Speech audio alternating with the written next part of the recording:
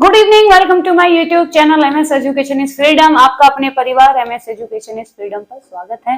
मैं हूं मनी फोगाट, आप हो #बच्चा पार्टी। आई होप आप सभी अपने घर पे अच्छे होंगे और स्वस्थ होंगे। मैं होप कर रही हूँ मैं आपको जो पढ़ा रही हूँ वो आपको अच्छे से समझ आ रहा होगा। आज हम जो बात करने वाले हैं वही हम क्या है कि आज हम बात करने वाले हैं न्यूट्रिशन साइंस में ही क्या है कि कार्बोहाइड्रेट की बात करने वाले हैं। कल भी हमने क्या है कार्बोहाइड्रेट पढ़ा था। आज उसी क्लास को क्या है हम कंटिन्यू करते हुए चलेंगे और कार्बोहाइड्रेट पढ़ेंगे। जैसे कि हमने पढ़ा ही था कार्बोहाइड्रेट की अगर भारत में देखा जाए तो सबसे ज्यादा क्या है कार्बोहाइड्रेट खाया जाता है। 60 से 70% कार्बोहाइड्रेट हमारे भारत में लिया जाता है।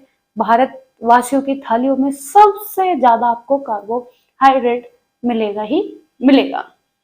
ठीक है, ये हमने जाना था। कार्बोहाइड्रेट क्या है कि वही प्रकाश संश्लेषण के उससे वो क्या है पेड़ पौधे में मतलब जो वनस्पतिक होता है उसमें पहुंचता है वनस्पतिक जगत में, और उसको क्या है कार्बोज को फिर हम खाते हैं।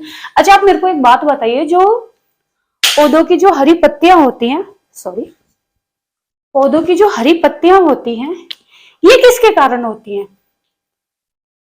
बताओ। तो बच्चा पार्टी जल्दी बताइए कि जो हरी पत्तियां होती हैं, ठीक है बताओ मेरे को, जो हरी पत्तियां होती हैं वो किसकी वजह से होती हैं? आंसर।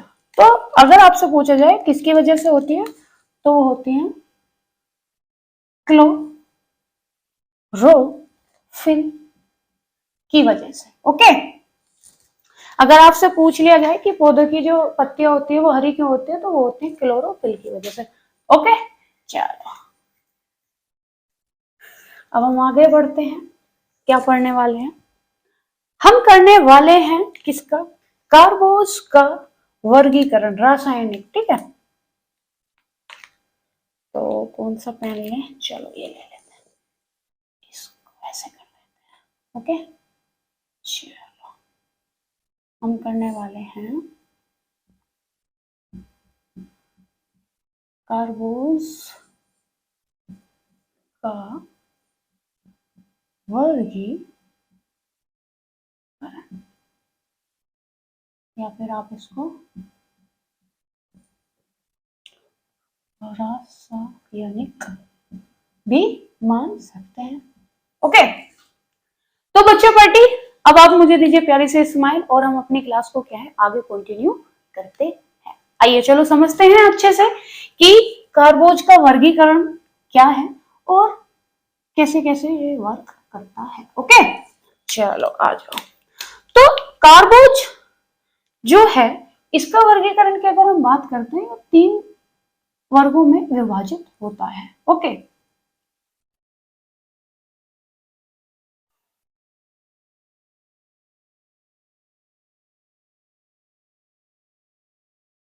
अच्छे से समझते हुए चलिए। सबसे पहले इसमें आता है क्या? मोनो। ओके, मोनोसैकेराइड, फिर आता है डाइसैकेराइड और फिर आपका आता है पॉलीसैकेराइड। पॉलीसैकेराइड। ओके, मोनो जो होता है ये आप एक समझ लिए, डाइसैकेराइड आप 2 समझ लिए। जब हम पॉली की बात करते हैं तो ये अनेक अणु होते हैं। ओके, ये अनेक होते हैं। अब जब हम बात करते हैं मोनोसैकेराइड की, तो अगर मोनोसैकेराइड की बात करते हैं तो इसमें आते हैं आपके कितने? 3। ब्लू तो चल ही नहीं रहा है, एक सेकेंड, आई ट्राई ग्रीन। तो मोनो कितने होते हैं? 3 होते हैं मोनो। ओके, चलो इसको ऐसे नहीं बनाते, इसको ऐसे ही देखते हैं। मोनो कितने होते हैं? 3। सबसे पहले होता है आपका कौन सा? ग्लूकोज। ओके, दूसरा आपका होता है फ्रक्टोज,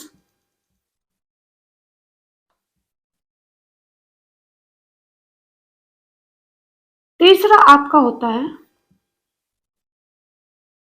ग्लैक्टोज। ऑलराइट, तो पहला होता है आपका ग्लूकोज, फिर आपका होता है फ्रक्टोज, फिर आपका होता है ग्लैक्टोज। अब हम बात करते हैं डाइसैकेराइड की। तो जब हम डाइसैकेराइड की बात करते हैं तो इसमें भी कितने होते हैं? 3। ओके, अब हम देखते हैं सबसे पहला आता है आपका सुक्रोज,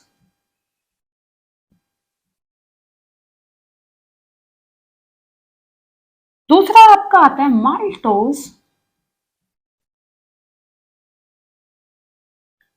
तीसरा आपका आता है लैक्टोज। ओके, पहला आपका आता है सुक्रोज, दूसरा आपका आता है माल्टोज, तीसरा आपका कौन सा आता है? लैक्टोज। अब हम बात करेंगे किसकी? पॉलीसेक्राइड्स की। तो ये होते हैं आपके 5, कहीं कहीं पे क्या है कि ये ज्यादा भी होते हैं, ठीक है, बट हम बात किसकी करना है? 5। ओके, तो सबसे पहले होता है आपका पहले नंबर पे सेल्यूलोज। ओके,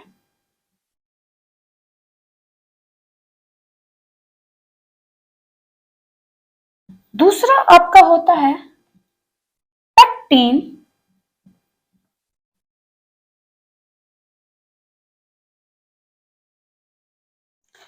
तीसरा आपका होता है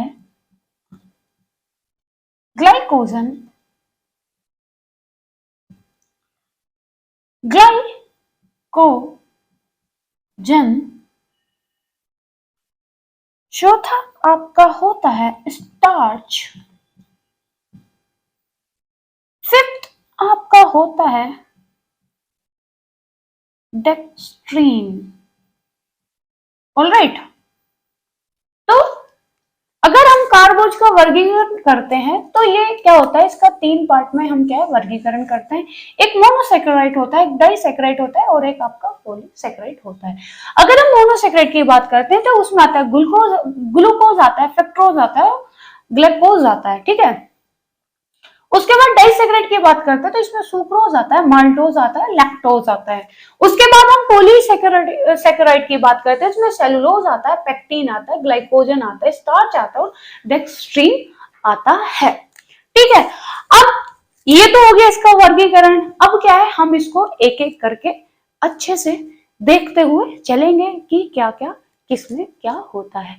तो नंबर 1 पे हम क्या पढ़ेंगे? हम नंबर 1 पे पहले पढ़ेंगे क्या? ग्लूकोज के बारे में हम लोग पढ़ेंगे। आप इसको अच्छे तरीके से क्या है देख लीजिए। ओके, इसको आप अच्छी तरह से लिख लीजिए। चलो,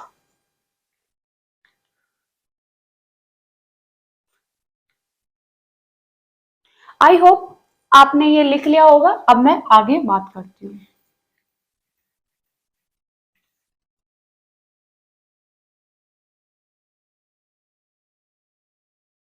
बहुत ही अच्छे से हम करते हुए चलेंगे, आपका कुछ भी क्या है नहीं छूटेगा। ओके, और आपको क्लास में सारी क्या है थ्योरी क्लासेस आपको यहाँ पे प्रोवाइड कराई जाएंगी।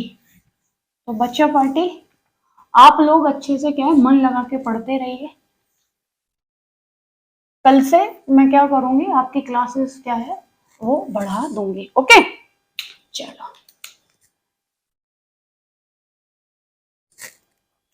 तो हम बात करने वाले हैं किसकी?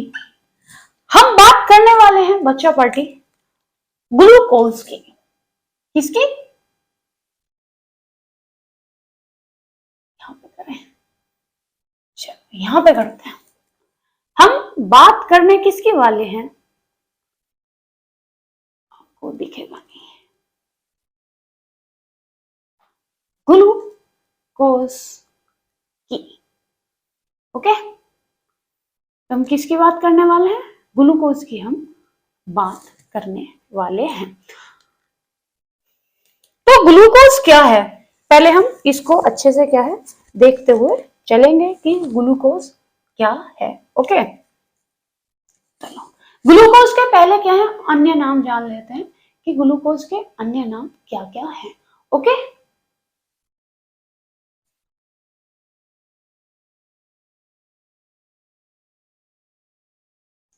तो क्या है कि हम ग्लूकोज के क्या है अन्य नाम जान लेते हैं कि ग्लूकोज के और अन्य नाम क्या क्या हैं। सबसे पहले ग्लूकोज को जो हम जानते हैं और नाम से भी, तो इसको हम क्या बोलते हैं, इसको हम करंट, इसको हम करंट एनर्जी जी के नाम से भी जानते हैं। दूसरा, इसको हम ब्लड शुगर के नाम से भी जानते हैं। तीसरा, हम इसे कॉर्न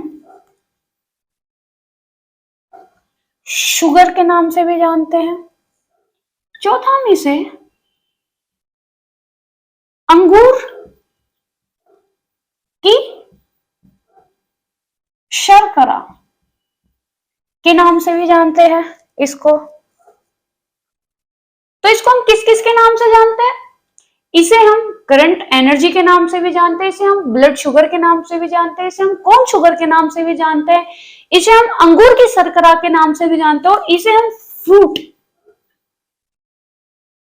इसको हम और किससे जानते हैं? फलों की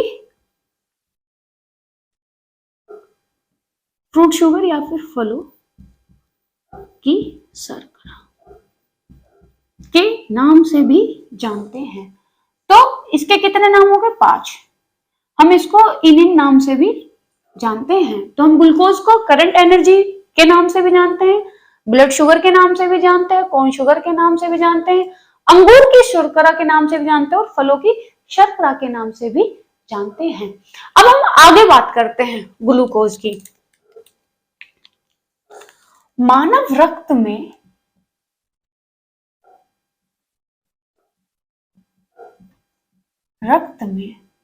ठीक है, मानव रक्त में ग्लूकोज की कितनी मात्रा होती है पर 100 ml? कितनी मात्रा होती है? अगर आपसे पूछा जाए मानव रक्त में कि जो ग्लूकोज की मात्रा होती है वो होती है 80 से 120, ठीक है, 80 से 120 पर कितनी होती है?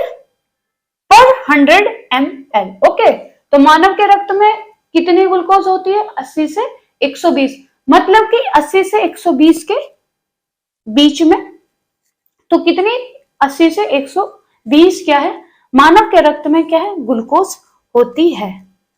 ओके, उसके बाद तो हमें जो है कार्बोहाइड्रेट किसको नहीं देना चाहिए? हमें ज्यादा ग्लूकोज किसको नहीं देना चाहिए? तो वो होता है कौन? जो मधुमेह वाले व्यक्ति को, ठीक है,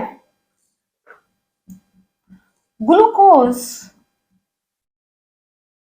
नहीं देना चाहिए।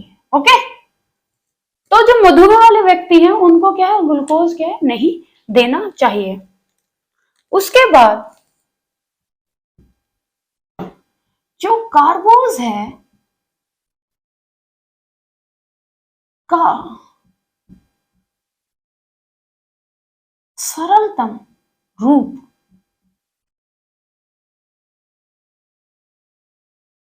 मैंने आपको बताया था, क्या है? ग्लूकोज। क्या है?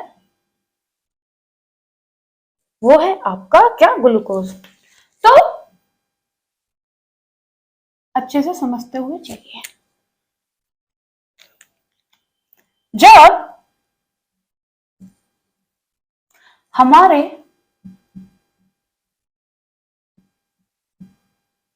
शरीर में ज्यादा हो जाती है ग्लूकोज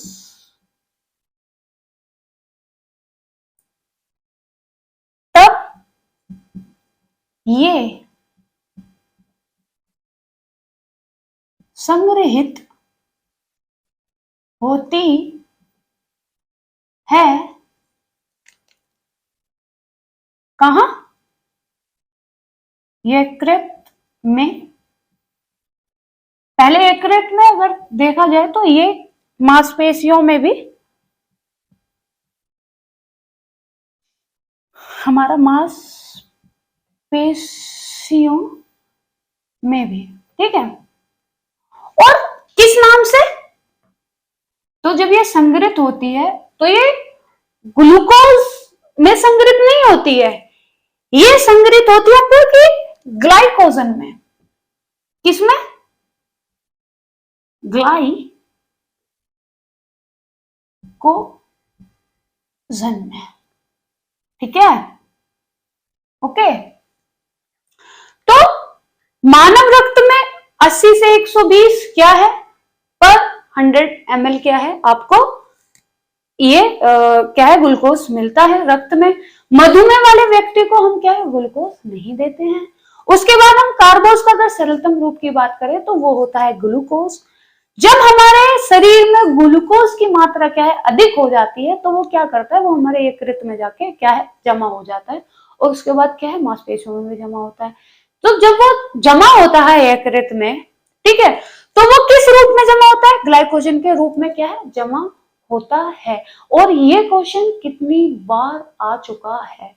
ऑलराइट, एक छोटा सा और क्या है, हम वो भी देख लेते हैं, ठीक है। तो जब कार्बोज की बात करते हैं, एक सेकेंड है, छोटा सा ये है कि इंफॉर्मेशन के टाइप से, तो जब यहां से देखते हैं कार्बोज, ये ठीक है, तो कार्बोज जो है, अब ये जब टूटता है, तो जब टूटता है तो ये भाई किसी ना किसी चीज से तो जुड़ा होगा ना, तभी तो टूटता है। जब टूटता है तो किसी न किसी चीज से जुड़ा होगा। अगर हम किसी बात करते हैं, एक मिनट, अब डस्टर मान लीजिए, अब ये है और इसका एक पार्ट ये है, तो ये भी जुड़ा हुआ है, ये डस्टर है, ठीक है, तो ये जुड़ा हुआ है। अब इसको किसी ना किसी चीज से तो जोड़ा होगा ना, भाई फेविकोल लगाया होगा, जोड़ा होगा ना किसी न किसी चीज, तो फेविकोल से ये जुड़ा है। तो इसी तरीके से हमारा जो कार्बोज है वो भी तो किसी चीज से जुड़ा, तभी तो वो टूट के ग्लूकोज बनता है। तो जो वो बॉन्ड होता है, जिस बॉन्ड से वो जुड़ा हुआ होता है, कार्बोज टूटता है।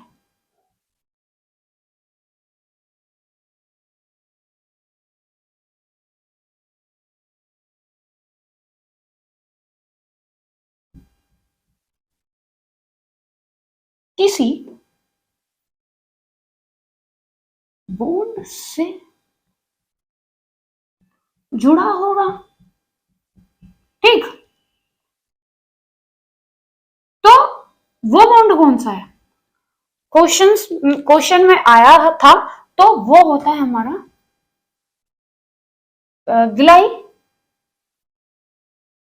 ग्लाइकोसिड, ग्लाइकोसिड बॉन्ड, ठीक है। तो जो कार्बोज है, जो वो जुड़ा हुआ होता है ना, तो वो किस चीज से जुड़ा होता है, वो जुड़ा हुआ होता है ग्लाइकोसिड से, वो जुड़ा हुआ होता है। कंफ्यूज मत होना, ग्लाइकोजन क्या है, जब वो यकृत में हमारे जमा होता है ना, तो ग्लाइकोजन के फॉर्म में जाके जमा होता है, वो फिर टूटता है, ग्लाइकोजन बन गया, वो फिर क्या है, वो फिर टूटेगा, जब जरूरत होगी तो वो फिर टूटेगा, फिर से जब टूटेगा ग्लाइकोजन के रूप में क्या है, वो यकृत में जमा हो गया, ठीक है, फिर से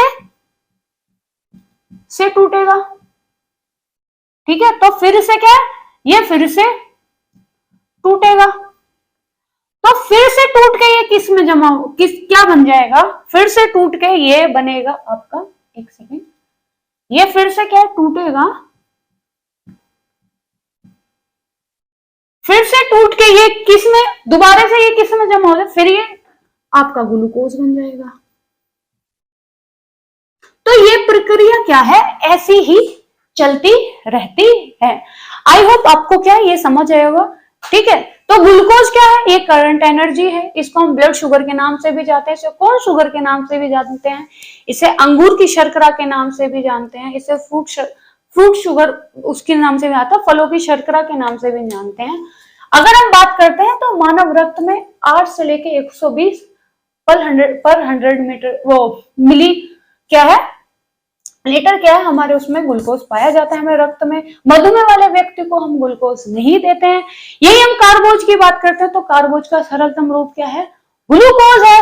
अब कार्बोज अगर टूट रहा है किसी चीज में तो वो किसी ना किसी बॉन्ड से क्या है बंधा हुआ होगा। वो जो बॉन्ड होता है उसको हम कहते हैं ग्लाइकोसिड बॉन्ड बोलते हैं। जब ये ग्लूकोज में टूटता है तो जब हमारे मानव के शरीर में क्या है, व्यक्ति के शरीर में जब जो ग्लूकोज है वो ज्यादा मात्रा में बन जाती है तो वो बनने के बाद वो क्या है कहीं ना कहीं वो क्या है जमा होती होगी। तो वो जमा होती है किसमें? यकृत में। यकृत में किस रूप में किस फॉर्म में वो जमा होती है? वो होती है ग्लाइकोसिड के फॉर्म में क्या यकृत में जमा होती है। ये क्वेश्चन पूछा गया था। ठीक है। जब ये ग्लाइकोजन में ये क्या है, ग्लाइकोजन में क्या है ये जमा होगी। ठीक है, ग्लाइकोजन में। ठीक है, यकृत में। उसके बाद क्या है ये फिर से क्या है फिर के ग्लाइकोजन बना, फिर से ये ग्लाइकोजन फिर से क्या है टूटेगा और किस में? फिर ये ग्लूकोज में टूटेगा। तो ये प्रक्रिया क्या है ऐसी ही चलती रहती है। आई होप आपको अच्छे से समझ आया होगा। अब हम जो है क्योंकि ये वीडियो क्या है ज्यादा बड़ी हो जाएगी तो हम ऐसे ही छोटे छोटे वीडियो में इसको क्या है कंप्लीट करेंगे। ठीक है, तो मिलते हैं अपनी नेक्स्ट वीडियो में बच्चा पार्टी। जब तक के लिए बाय बाय, नमस्कार, जय हिंद। और अगर हाँ आपने मेरा YouTube चैनल सब्सक्राइब नहीं किया होगा तो प्लीज कर लीजिएगा और मेरे को क्या है खूब क्या है आप सपोर्ट कीजिएगा। तो मिलते हैं अपनी नेक्स्ट वीडियो में। मैं अभी ही क्या है इसकी दूसरी वीडियो भी बना रही हूँ। आज क्या है हम पूरा कार्बोज क्या है फिनिश कर लेंगे। ओके बच्चा पार्टी, मिलते हैं नेक्स्ट वीडियो में। ओके।